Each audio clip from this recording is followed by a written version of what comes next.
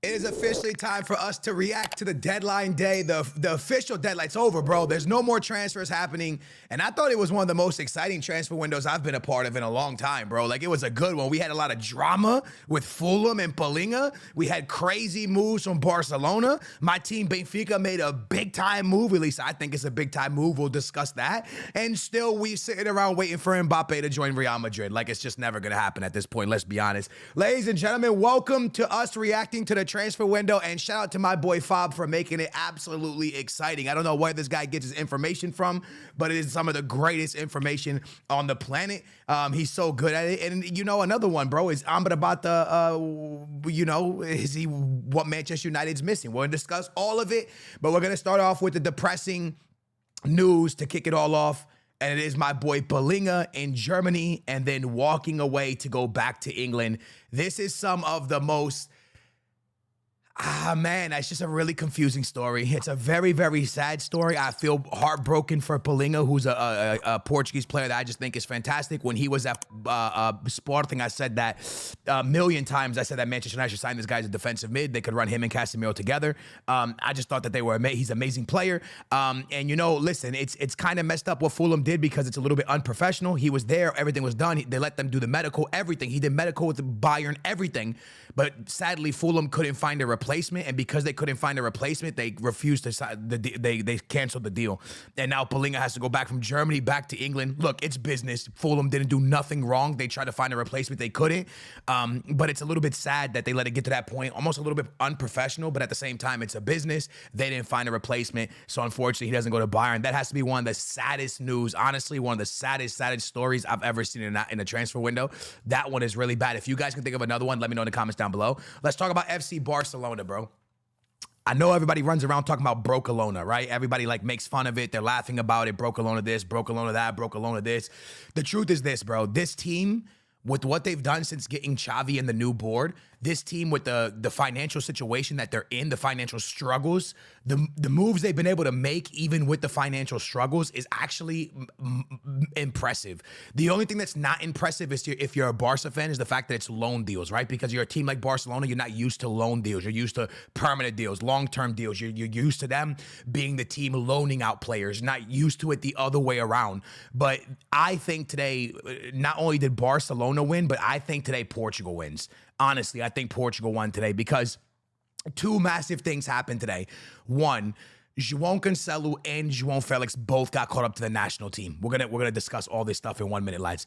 Both those players got called up to the national team, and both of them really haven't played football since June, right? When you really sit down and think about that, it's actually nuts. Portugal's calling up players that haven't played. Now, I'm a huge fan of both these players. They're both from Benfica. I love these guys. But I do think that, you know, when you're getting called up with no PT and you're getting called up to the national team still, it's kind of crazy. Now, this is a huge thing for Portugal because João Felix is finally at a team that plays attacking ball. When Felix was at Chelsea, you guys know they weren't in a position to play attacking ball. When João Felix at Atletico Madrid, you know Simeone don't play attacking ball. This is the first time he's joining a team since Benfica that plays attacking ball within their league. Benfica plays very attacking ball in their league. So we finally can see this guy actually playing attacking ball, and I hope this helps his career, and I hope it helps Portugal. For João Cancelo, I hope this kind of, if he does have an attitude issue, which it seems like he has a lot of problems with coaches, I hope this finally like relaxes him, because when you're getting coached by Xavi, who's achieved everything in football pretty much, I think, you know, even Guardiola's huge, but maybe Xavi can be the one to get to him. Now, we got to talk about this Mason Greenwood deal. Listen, it's a very, very hard one. I have spent time personally with Mason Greenwood. This is not a flex in any way, shape, or form. I'm just telling you, I've played FIFA with this guy. I've talked to this guy for hours on the phone before, obviously, the whole incident happened. He was a guy that talked a lot about family, about his father. And, you know, he seemed like a very good kid. And then the incident happened where what happened with his, I guess now wife, it was a disgusting, terrible moment in his life. And honestly, I'm a person that, you know, when you put hands on someone like that, like I have a hard time forgiving people. But at the same time, a lot of people say if someone always deserves a second chance. I don't know. You guys let me know what you think in the comments down below. But it looks like he is he is done. He looks like he's going to Getafe.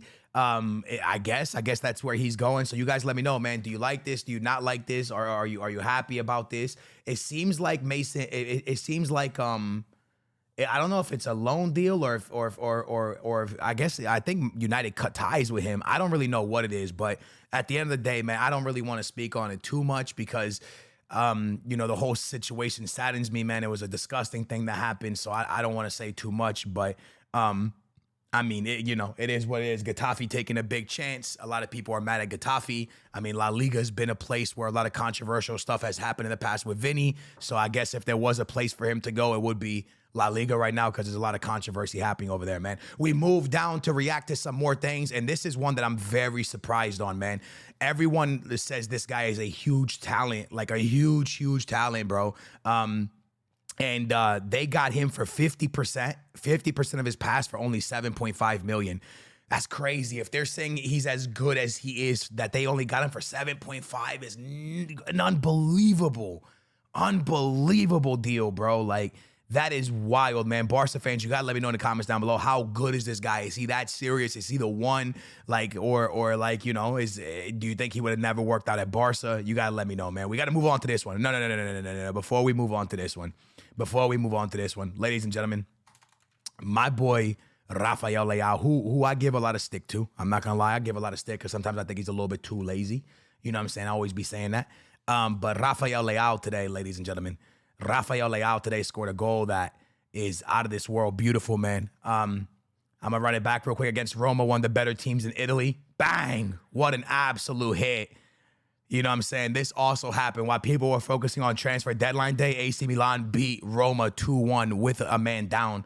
That was a very, very interesting moment. Going back to here, Amrabat. I think it's what they needed. Amrabat is more of like a box-to-box. Could play 6, could play 8, if I'm right about that. And this is huge because I think when you have Casemiro and Amrabat, this is exactly what Bruno Fernandes needs. Bruno Fernandes is such an amazing offensive talent. He is so good going forward, good passing, good shooting, good vision. He's amazing going forward, but I think he's always lacked the defense a little bit, which, you can't, the cams are not really supposed to be able to defend like that. But now with Amrabat, who is an absolute workhorse, with Casemiro, who's a workhorse, you now have two players, in my opinion, that can win you back the ball and bring stability to your midfield. And then you have Bruno and I would imagine Mason Mount that would rotate that position depending on the game and the season. So in my opinion, I think this is one of the biggest signings of the transfer window. I'm going to keep it a full stack with you. This is huge. I think the only team that had a better transfer window deadline day was Barcelona, picking up 2 massive loans. But Amrabat was a massive, massive, massive deal. They also got themselves another left back, Manchester United, but there's other really, really big moves to talk about, man. For example, like one team that I really think that we should hype up a little bit is PSG. I know we give a lot of stick to PSG and we like make fun of them and this and that. PSG, they'll never get a Champions League. But the truth is this, Messi and Neymar left and this team replaced them with players like Dembele, Colo, Gonzalo Ramos, a young up-and-coming prospect. They made a lot of moves offensively with Mbappe staying, that is like, wow. And also a player like this is so big because if Mbappe decides to leave, because they don't really know the future of Mbappe, now you have players like Dembele, Gonzalo Ramos, who's growing, you have Colo, you have so much talent that even when Mbappe does take off, if he does take off, then you're in an okay place. With that being said, I think we should talk about PSG and their Champions League chances, man, because they have them. They really do. Gonzalo Ramos, if he could bag a few goals for them, that's important. Colo, Mbappe, Dembele, Ugarte in the midfield, who's a fantastic player. Vitinha's really starting to come to life in the French league. He's a great player as well.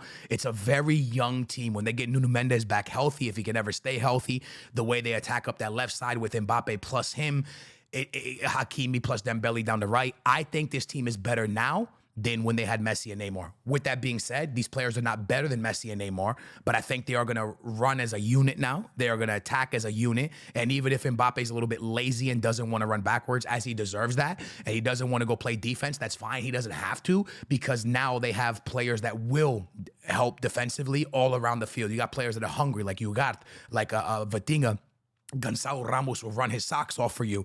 So Mbappe can chill up top while other players go ahead and do the running for him. And then when they get the ball, they can play him through and let him do what he does best. I think this team is more of a team and more stable now than they were in the last 2-3 years. Again, that's nothing against Messi or Neymar. It's just you had three players that all earned the right to not have to defend: Messi, Neymar, and Mbappe. Mbappe probably is under them a little bit because he's still young.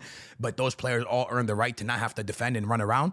But when you have three of those on the same team, it's hard for the rest of the players, right? So I think this move is huge. I think PSG becomes a massive, massive, massive contender in the Champions League with a couple of these moves, not just this season, but going forward, especially if they lock up Mbappe. Who knows if they do? This team is only getting stronger, and they are still very young. You got an unbelievable midfielder still in a young age. Vitinha young, Gonzalo Ramos young, Mbappe young, Dembele. I don't think he's old, right? I would imagine. I don't think he is old. You got Colo now. It's a very, very, very good young team. This guy's top 10 is kind of crazy. But hey, yeah, we move. So yeah, man, that's another interesting move. I'm going to roll down this real quick, man, just to look at transfer window deadline day to see what other kind of moves are happening. Benfica let their goalkeeper go. Oh, this is Graven to Liverpool. That's another good signing as well. Graven's a big signing for Liverpool, if you ask me. I think they needed it. El Chucky Lozano, I guess he goes from Napoli, right, to PSV. He's returning. Wait, is he returning?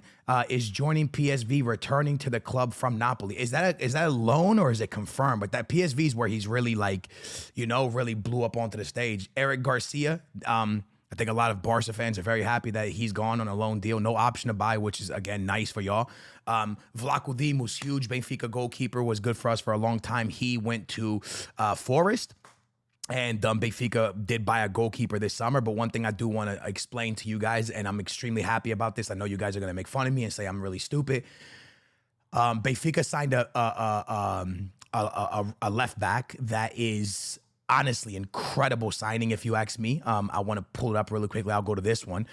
They got Bernat. And I've personally have always rated Bernat really high. I think he's a great midfielder, this guy, man. Where is he? A great left back. I think he's a talented left back with a lot of ability on his feet. And he is at Benfica on loan. I am ecstatic about this move. Like we lost Grimaldo and he went to Bayer Leverkusen in Germany. I know a lot of y'all won't really talk about this or care about this because you're not Benfica fans or whatever, but this is huge, man. This is a quality left back coming to Benfica. I'm excited for it, man. Benfica's in the Champions League, have a pretty tough group with Real Sociedad, and there was another heavy hitter in there, and I can't even think who it is now. I can't even think. I know Real Sociedad was in there, and I can't even think right now. But yeah, man, the left back is a very, very good left back. I think he brings a lot of stability to our midfield. We now have Bernat and Di Maria from PSG at our club. And it's nice, man. It's just really, really nice to get a stable left back in. Hopefully he gets a lot of playing time, and hopefully Benfica hopefully can afford to buy him at the end of it. Does anybody know his age? I want to see his age really quickly. I'm really, really, really excited about this guy, man. I kept going to Fob's stream to keep seeing, what happens. Is he coming? He's not coming. 30 years old, man. So he's still a solid age, man. 30 years old, left back. I think he's an incredible player. He's been a lot of experience, been to Bayern, PSG, a lot of experience there. So I'm excited. This transfer window in a whole, I'm going to be honest with you, man, a very good one. A very, very good transfer window for this summer. PSG made crazy moves. Barca made crazy moves. Chelsea made a crazy move. Not on transfer window deadline day, but they made a crazy move. This summer was wild, bro. Dembele leaves Barca.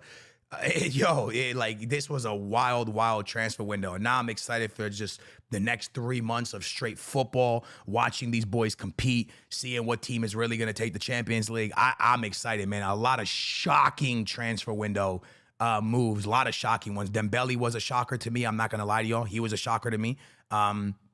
Colo on the last day was kind of a shocker to me. I'm not gonna lie. PSG being able to get João Cancelo and João Felix with transfer problems, with financial problems, that was a shocker to me. Bernat coming to Benfica was a shocker to me.